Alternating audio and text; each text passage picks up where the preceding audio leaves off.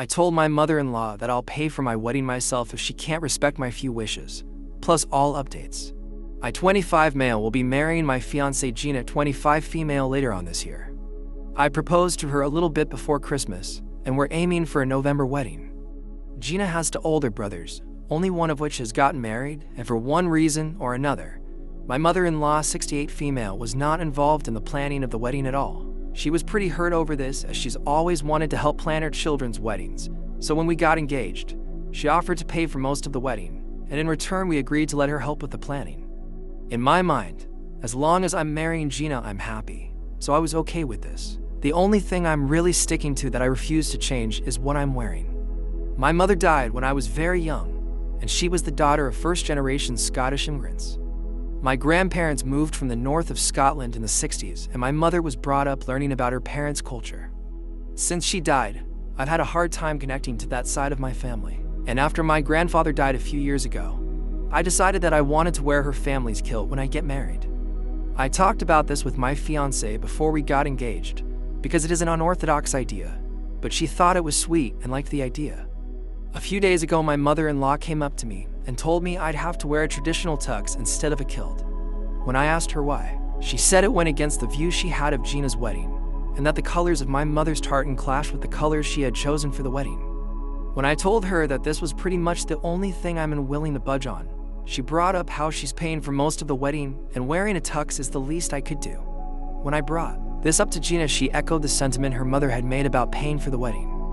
I'm able to pay for it myself, and I told Gina that I thought she understood how important this connection to my mother was to me, especially because she can't be there, and if she wasn't able to accept that, then I'd pay for the wedding myself. Gina told me I was being a bit of a dick for being this stuck to what I want to wear, and once my mother-in-law heard that I would just pay for the wedding myself, she got really upset because it's always been her dream to plan Gina's wedding. I'm feeling like a bit of a dick right now and was wondering if I should just wear a standard tux. My family's kilt is really important to me, but this is causing more conflict than I thought it would. Update. So the past 24 hours or so have been eventful. I took most people's advice and talked to my fiancée about this issue before going forward.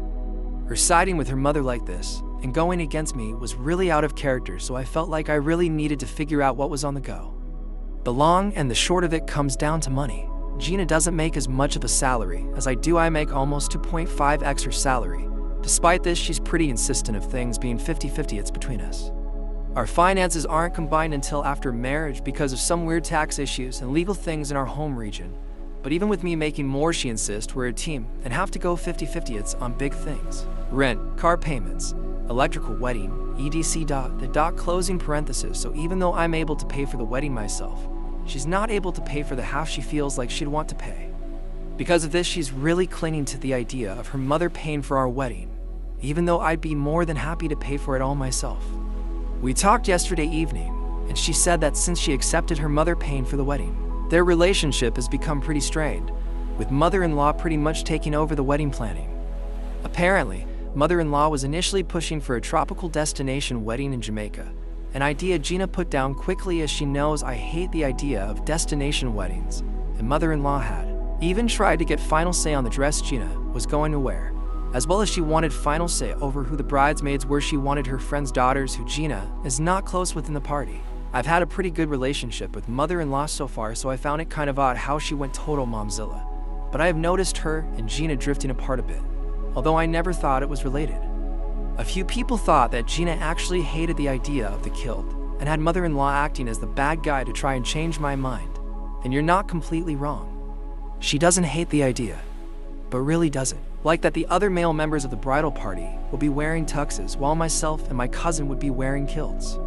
She wanted consistency across the board and had expressed this to her mother. Mother-in-law took this as the opportunity to get me to wear a tux instead of getting the groomsmen to wear kilts, and had the wedding colors changed without Gina's knowledge to contrast with my family's tartan. When I talked to Gina yesterday, she said that she had just gotten out of a massive fight with her mother over changing the colors, and really wasn't in the mood to start another argument with her. She acknowledged she was in the wrong for siding with her mom, and seemed genuinely sorry. She said that in the stress of planning a wedding, while having an overbearing mother, she had thought of the kilt as another detail, and had forgotten the significance of it to me, and that she was really sorry. In the meantime, a few changes have been made, My mother-in-law is no longer paying for the wedding and no longer involved in planning. I'm going to pay half, as Gina never wanted me to pay more than half by myself for something that's for both of us, and my father-in-law is covering the parts that Gina is going to have some trouble covering. Mother-in-law is unaware of this. Father-in-law and mother-in-law are still together, however he's not telling her he's helping pay. We're still getting married in November. Wedding colors have been changed back to match my kilt, and we've decided to rent kilts in our regional tartan for the rest of the groomsmen so that they match the aesthetic.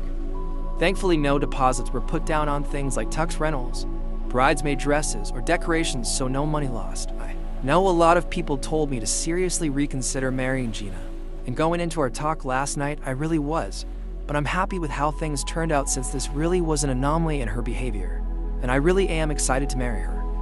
What do you guys think? Let's discuss in the comments. Follow and like for more stories.